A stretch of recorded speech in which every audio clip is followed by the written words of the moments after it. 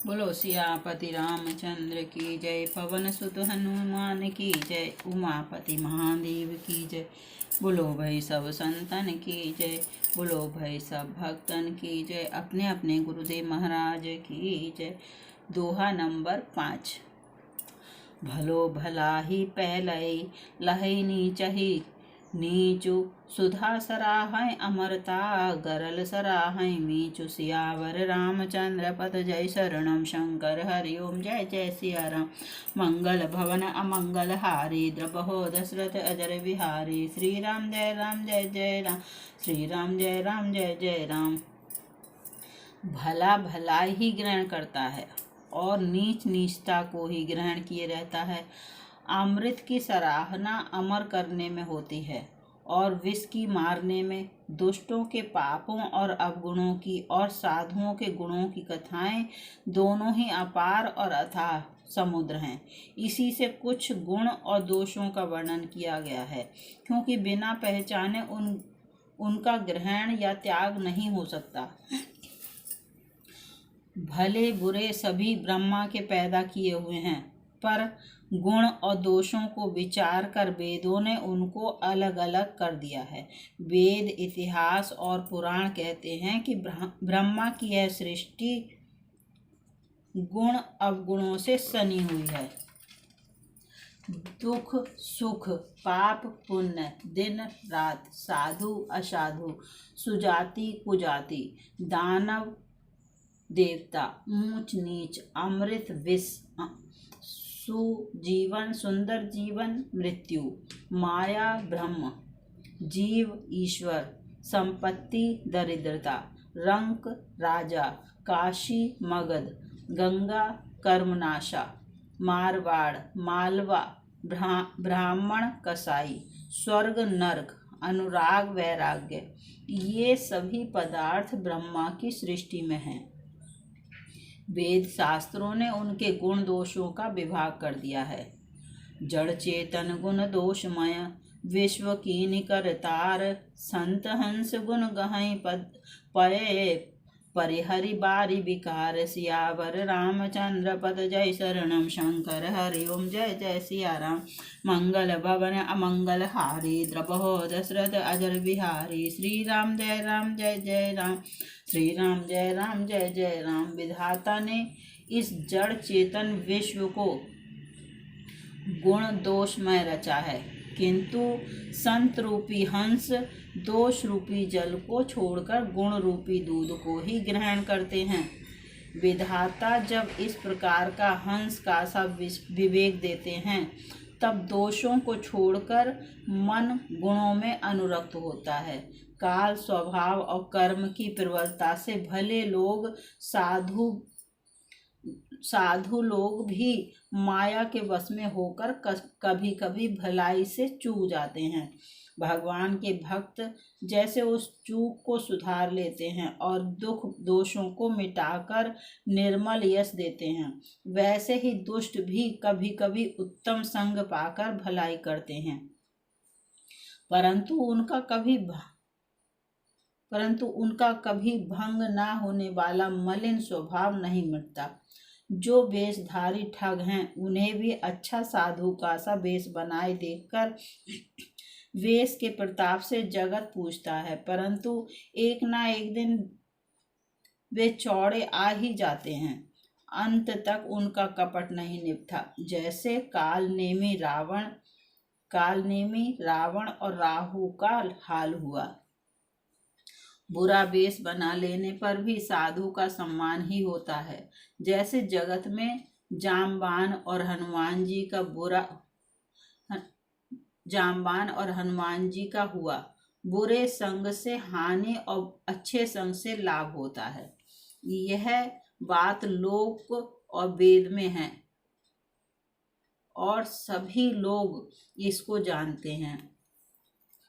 पवन के संग से धूल आकाश पर चढ़ जाती है और वही नीचे की ओर बहने वाले जल के संग से कीचड़ में मिल जाती है। साधु के घर के तोता मैना राम राम सुमिरते हैं और असाधु के घर के तोता मैना गिन गिन कर गालियां देते हैं। कुसंग के कारण धुआं कालिक कहलाता है और वही धुआं सुसंग से सुंदर स्याही होकर पुराण लिखने के काम में आता है और वही धुआं जल अग्नि और पवन के संग से बादल होकर जगत को जीवन देने वाला बन जाता है। ग्रह भेषज जल पवन पट पाई कुजोग सुजोग हो हैं कुवस्तु सुवस्तु जग लखै सुलक्षण लोग सम प्रकाश तम पाख दुहो नाम भेद विधिकीन शशि शोषक पोषक समुझीज जग सग अपजस दीन जड़ चेतन जग जीव जत सकल राम मैं जानी बंदौ सबके पद कमल सदा जोरि जुग पानी देव दनुज नर नाग खग प्रेत पितर गंधर्व बंदौ किन्नर रजनिचर कृपा करऊँ अब सर्व सियावर रामचंद्र पत जय शरणम शंकर हरि ओम जय जय सिया राम मंगल भवन अमंगल हारी द्रबहो दशरथ अजर बिहारी श्री राम जय जय राम श्री राम जय जय राम। ग्रह औषधि जल वायु और वस्त्र ये सभी कुसंग और सुसंग पाकर संसार में बुरे और भले पदार्थ हो जाते हैं। चतुर एवं विचारशील पुरुष ही इस बात को जान पाते हैं।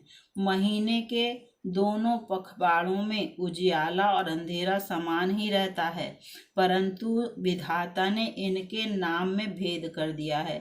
एक का नाम शुक्ल और दूसरे का नाम कृष्ण रख दिया। एक को चंद्रमा का बढ़ाने वाला और दूसरे को उसका घटाने वाला समझकर जगत ने एक को सुयश और दूसरे को अपयश दे दिया। जगत में जितने जड़ और चेतन जीव हैं सबको राममय जानकर मैं उनके चरण कमलों की सदा दोनों हाथ जोड़कर वंदना करता हूँ। देवता दैत्य मनुष्य नाग पक्षी प्रेत पितृ गंधर्व किन्नर और निशाचर सबको मैं प्रणाम करता हूँ। अब सब मुझ पर कृपा कीजिए। 84 लाख योनियों में 4 प्रकार के स्वेदज अंडज उद्वेज और जरायुज जीव जल पृथ्वी और आकाश में रहते हैं। उन सब से भरे हुए उस सारे जगत को श्री राममय जानकर मैं दोनों हाथ जोड़कर प्रणाम करता हूँ। मुझको अपना दास जानकर कृपा की खान आप सब लोग मिलकर छल छोड़कर कृपा कीजिए। मुझे अपने बुद्धि बल का भरोसा नहीं है, इसलिए मैं सबसे विनती करता हूँ। मैं श्री रघुनाथ जी के गुणों का वर्णन करना चाहता हूँ, परंतु मेरी बुद्धि छोटी है और श्री राम जी का चरित्र अथाह है। इसके लिए मुझे उपाय का एक भी अंग अर्थात कुछ लेस मात्र भी उपाय नहीं सूझता। मेरे मन और बुद्धि कंगाल हैं, किंतु मनोरथ राजा है। मेरी बुद्धि तो अत्यंत नीची है और चाह बड़ी ऊंची है। चाह तो अमृत पाने की है, पर जगत में जुड़ती छाछ भी नहीं। सज्जन मेरी ढिठाई को क्षमा करेंगे और मेरे बाल वचनों को मन लगाकर प्रेम पूर्वक सुनेंगे। जैसे बालक जब तोतले वचन बोलता है तो उसके माता पिता उन्हें प्रसन्न मन से सुनते हैं, किंतु क्रूर कुटिल और बुरे विचार वाले लोग जो दूसरों के दोषों को ही भूषण रूप से धारण किए रहते हैं, अर्थात जिन्हें पराये दोष ही प्यारे लगते हैं, हंसेंगे। रसीली हो या अत्यंत फीकी, अपनी कविता किसे अच्छी नहीं लगती, किंतु जो दूसरे की रचना को सुनकर हर्षित होते हैं, ऐसे उत्तम पुरुष जगत में बहुत नहीं हैं।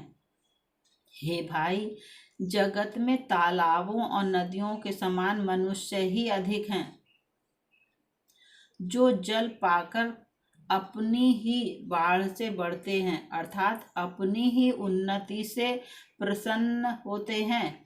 समुद्र सा तो कोई एक बिरला ही सज्जन होता है जो चंद्रमा को पूर्ण देखकर दूसरों का उत्कर्ष देखकर उमड़ पड़ता है।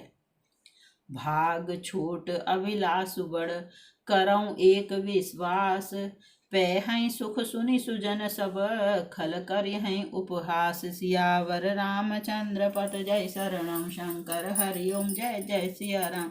मंगल भवन अमंगल हारी, द्रबहो दशरथ अजर बिहार। श्री राम जय जय राम, श्री राम जय जय राम। मेरा भाग्य छोटा है और इच्छा बहुत बड़ी है, परंतु मुझे एक विश्वास है कि इसे सुनकर सज्जन सभी सुख पावेंगे और दुष्ट हंसी उड़ावेंगे, किंतु दुष्टों के हंसने से मेरा हित ही होगा। मधुर कंठ वाणी कोयल को कोय तो कठोर ही कहा करते हैं। मधुर कंठ वाली कोयल को कोय तो कठोर ही कहा करते हैं। जैसे बगुले हंस को और मेंढक पपीहे को हंसते हैं, वैसे ही मलिन मन वाले दुष्ट निर्मल वाणी को हंसते हैं। जो ना तो कविता के रसिक हैं और ना जिनका श्री रामचंद्र जी के चरणों में प्रेम है, उनके लिए भी यह कविता सुखद हास्य रस का काम देगी। प्रथम तो यह भाषा की रचना है, दूसरे मेरी बुद्धि भोली है, इससे यह हंसने के योग्य ही है। हंसने में उन्हें कोई दोष नहीं है। जिन्हें ना तो प्रभु के चरणों में प्रेम है और ना अच्छी समझ ही है, उनको यह कथा सुनने में फीकी लगेगी। जिनकी श्री हरि भगवान विष्णु और श्री हरि भगवान शिव के चरणों में प्रीति है और जिनकी बुद्धि कुतर्क करने वाली नहीं है, जो श्री हरि हर में भेद की या ऊंच नीच की कल्पना नहीं करते, उन्हें श्री रघुनाथ जी की यह कथा मीठी लगेगी। सज्जनगण इस कथा को अपने जी में श्री राम जी की भक्ति से भूषित जानकर सुंदर वाणी से सराहना करते हुए सुनेंगे। मैं ना तो कवि हूँ, ना वाक्य रचना में ही कुशल हूँ। मैं तो सब कलाओं तथा सब विद्याओं से रहित हूँ। नाना प्रकार के अक्षर, अर्थ और अलंकार, अनेक प्रकार की छंद रचना, भावों और रसों के अपार भेद और कविता के भांति भांति के गुण दोष होते हैं। इनमें से काव्य संबंधी एक भी बात का ज्ञान मुझ में नहीं है। यह मैं कोरे कागज पर लिखकर शपथ पूर्वक सत्य सत्य कहता हूँ। भनिति मोरी सब गुण रहित, विश्व विदित गुण एक, सो विचार सुनहि सुमति, जिनके विमल विवेक। सियावर रामचंद्र पत जय शरणम, शंकर हरिओम जय जय सिया राम। मंगल भवन अमंगल हारी, द्रबहो दशरथ अजर बिहारी। श्री राम जय जय राम, श्री राम जय जय राम। मैंने आपको दोहा नंबर 9 तक सुनाया, आगे मैं कल सुनाऊंगी। बोलो सियापति रामचंद्र की जय।